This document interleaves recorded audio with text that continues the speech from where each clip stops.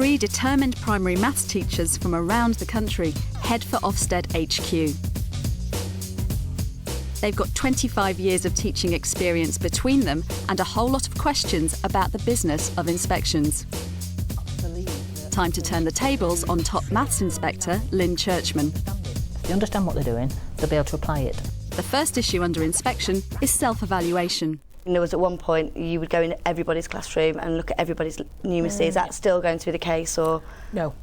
In a nutshell, no. Right. The sharper, shorter, more focused inspections are really about ensuring that the school has processes and systems in place to keep its own evaluation and own inspection, if you like, running smoothly and knowing when it's got weaknesses that need addressing. We're trying to convince ourselves, really, that your assessment of where the strengths and weaknesses are and what things need to be improved is an accurate assessment, and that you've got it under control. Would you be monitoring alongside us, or would we need to keep an evidence base of work that goes on in classrooms?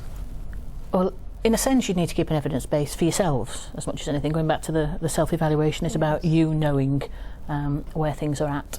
But certainly in the new inspection arrangements, joint observation and visiting classrooms with senior managers and curriculum leaders is part of the new relationship, rather than inspection being done unto you, so to speak, which so some people is it felt. More likely that you'd say, look, you know, you comes through very strongly in your self-evaluation that maths is a real strength. Can we go and see a couple of lessons where you think teachers are real, or are you more likely to say coming through as a kind of area for development is the notion of speaking and listening in maths lessons? Can we go and see, can I go and agree with you that that's an area for development? It's probably a mix of both, isn't it? It's using you leading, really, on where your process is and how you know about the strengths and weaknesses of self-evaluation. So there's a culture change, isn't there? Because instead of this hysterical build-up to the inspector calling, there's got to be a lot more openness, probably, and trust of the senior leadership team. Yeah.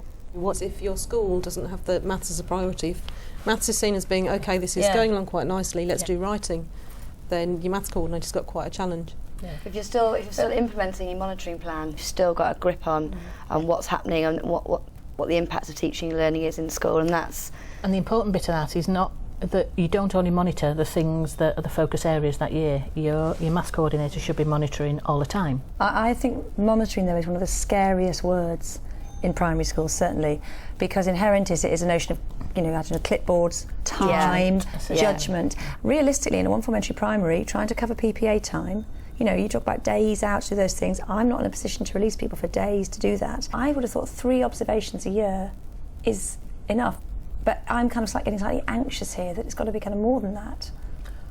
So what else counts as good monitoring apart from some of the sorts of things you've already described, really. And what evidence of that? Because this could just turn into a paper mountain. The maths coordinator monitoring the planning. And a lot of the joint planning that goes on is in itself part of a sort of monitoring and moderation exercise, isn't it? But when you came in, you know, for a day or for 2 days, would we have had to have minutes of a planning meeting? I mean, I can just... I mean, you know, I hope there's a kind of... Because, I mean, all the things going on in my school and the level of so much after school, before school, you know, PPA time, going into... all that happens, but I don't know whether we're the best at writing it all down. And yet I don't want that to be a judgment against us. At the end of the day, it's about the quality of the learning experience for the children in the classroom, isn't it? Yeah. And as long as teachers are planning appropriately for children's progression, and that the maths coordinator has sort of got their eye on the ball, in a sense, of what the planning's looking like and whether there is progression built in and whether children are being given the appropriate opportunities to do the sort of things you described before, things like reasoning and justifying and explaining. You're monitoring your teachers' plans, you actually check that those things are built in, don't you? I think what's useful in a small school is actually getting in there at the level of planning, not monitoring planning after it's been done. Well, because you become that second person to plan with them. And so unit plans, on the one hand, were a great thing and everybody welcomed them with open arms, but certainly when I look at them, there's no differentiation. They're written for a school, not, you know, all the different sorts of schools that there are, not my school. Presumably we all want to see plans scribbled on, little notey things, post-its, I think crossings out. That was always said, wasn't it, that these unit plans were to be annotated and, you know, and to be somewhere to work from and just ideas from, if nothing else. And we do use unit plans, but we've also got a lot of other resources that we kind of pick from, and that was a good idea, and why don't you try this, all those kind of things. We certainly observe lessons where it's quite clear that they're following a unit plan, but actually the plan doesn't match the class. No. So it's got to be personalised, evidence, whether it's post-its or annotations, or quite a few schools do it electronically now. They take the plan down as it is and adapt it electronically. One thing that we developed was a portfolio. So we've got something there to show teachers what it might look like to do open-ended work at different levels. But and also, that's the important thing, isn't it? The portfolio is not there to keep inspectors quiet, so to speak. It's there as a professional development tool, really, to get a sense of what is an appropriate expectation for year 1 on this particular investigation, or year 4. Yes, because anything involving algebra, everybody seemed to think that no matter what year group they'd got, they had to get to some sort of generalisation at the end of it.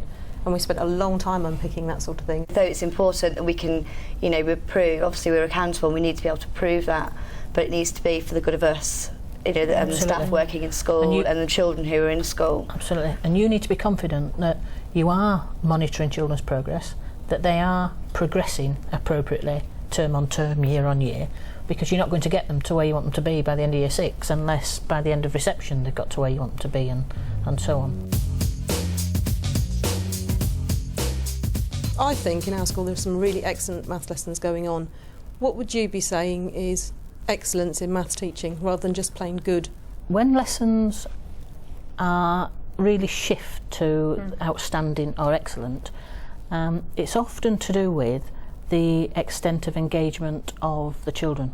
And in one sense you see a switch where the children are doing the work and the teachers sort of orchestrating it, but they're not doing the actual mathematising or the actual thinking for the kids. They're creating the situation where the children are doing the thinking. I would say at the moment in my school, and I think many others, the thing that divides the highest attainers and the lowest attainers is their ability to use language in math lessons. Where they lose marks, if you like, if you look included, it's at the analysis of SATs, is in the reasoning questions, is in the explain your answer questions, is in the why couldn't it be, or those they just can't do. And it's building those sorts of things routinely into lessons, whatever topic you're working on, whatever unit of work it is, that you've got reasoning and thinking and generalising and explaining as part and parcel of the learning of all of the mathematics. It's also about asking the right questions, isn't it? Yes, it is. And it's not as simple as open questions, closed questions. No, There's, it's not. It's instinctive to some teachers. Other people say, how do you move a whole staff into more probing questions? Sharing of the good practice. But the key for me is finding the sorts of tasks to give to children that enable them, or that make it such that they have to think and reason. Because if they're given an exercise that's a consolidation exercise, fine, there is a place for consolidation a lot of the time, but if that's what they do all the time, they don't get a chance to think, reason, explain, and they don't start to believe that there is a reason to search for understanding. Because if they understand it, if they understand what they're doing, they'll be able to apply it. We did a year's worth of looking at investigation and systematic recording, and then went through our Key Stage 1 maths papers looking for where children had used it, and they'd used it really effectively. See, I think for high attainers, I think that kind of reasoning and using applying comes very naturally, and it comes actually as a teacher, because you can pull secondary school stuff. Our challenge is trying to find activities that really low attaining, bilingual, whatever, children who haven't got that comfy ease with speaking and listening, where they can develop them. Because I'm convinced getting them comfy with talking maths is going to make the difference, not just more basic skills. Part of it is confidence, isn't it? Yep. So how do you get the confidence? Is that just... We've taken a whole school approach to word problem solving and investigations. We've kept the two separate. Yeah, because word problems aren't the same as investigations, are they? No, and the word problems, we have a display running through the school that people teach to. So if they come round in their units to word problems, they actually take a part of the display. So it might be drawing pictures, or it might be acting out a problem, it might be finding another strategy for solving it, or seeing if an answer makes sense. And on the investigations, we do whole school. So I might introduce it at a staff meeting, and then everybody takes it away and has a from look reception to year 6? From nursery to year 6. The same problem? Yes. Yes. But manifest in different ways, isn't it? Yeah. One of the things we're noticing is that the girls have all the basic skills, and they'll make their little list of prime numbers before they start, but the boys have gone, it's got to be 17. And we're finding quite a gender issue. I don't know if that's borne out nationally. Yes, it is. If you take boys and girls that achieve the same levels at the end of Key Stage 1 and look at them 4 years later, more boys move to level 4 and level 5 than girls. And I think it's really hard for teachers to keep their eye on that, because one of the issues about girls being systematic and going step by step, or any learner being very systematic, if they've got a number of questions to do and the most interesting ones are at the end, they don't get to the end. They don't get to the more interesting ones or the ones that make them think. So you've got to structure it better, haven't you? And some of that management might be about managing groups, so particularly putting, combinations of boys and girls together, or maybe single-sex groups sometimes, so that you actually create a situation where girls will take more risks in a given context than they might do in the whole group situation. Do you feel we've begun to resolve the issue, the perennial problem about lack of subject specialists? What we're looking for on inspection is that the school's aware of any concerns, lack of confidence, lack of subject knowledge, and is supporting that teacher, putting things in place. And there are all sorts of strategies for that, from courses to working alongside people to the maths coordinator, being a sort of mentor. So I'm not sure that the issue is any different than it was in the old inspection regime, and our evidence says that compared to, say, 5 or 6 years ago, there are fewer teachers for whom subject knowledge is an issue, but there still are some. Yeah. Nobody's working next to you to say, no one's going to tell us, is it? No, to set your levels, because you can go in as a maths coordinator and not be very good at it, and think that you are, and people who are teaching very well because they don't teach the way that you want them to. Yeah, our link inspector comes in, and according to what our development plan focuses, she just joint observations with me, and she very much does a kind of offset judgment perhaps, but I do miss having that specialist But you're a head that is a maths coordinator, aren't you? Yeah. I wonder what it would be like if you're a maths coordinator that wasn't a head or a deputy in that sense. Going in and saying that was brilliant, did you see that, and why that was good, which is something you get from human contact. You can't pick it up from reading a report or from reading a book. I mean, the courses that aren't around as much for my staff, but when they were around, when I sent staff on numeracy courses, they were the best one. They always came back really fired up, really enthusiastic, loads of ideas. Let's go and try this. There's some ways I'd like that individual specialised support back.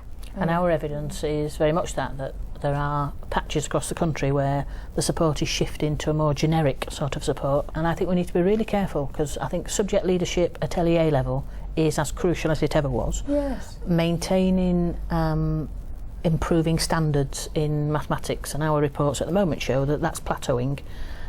If it is plateauing, how do you get off the plateau? And it is about people coming back from courses or having consultant support in school at a very sort of detailed subject level, and gets people fired up and enthusiastic, because that gives you the next lift. Right. And also spending time with people doing the same job as you, having a chance to discuss. This is what we're talking about, the children discussing, not we're discussing. What I've got this problem. What have you done about it? So the subject coordinator networks are still very important. The coordinators working together on common issues within the LEA, being supported by somebody from the LEA that can work at a subject level and on subject pedagogy with you, still remains crucial. Yep, absolutely. Yeah.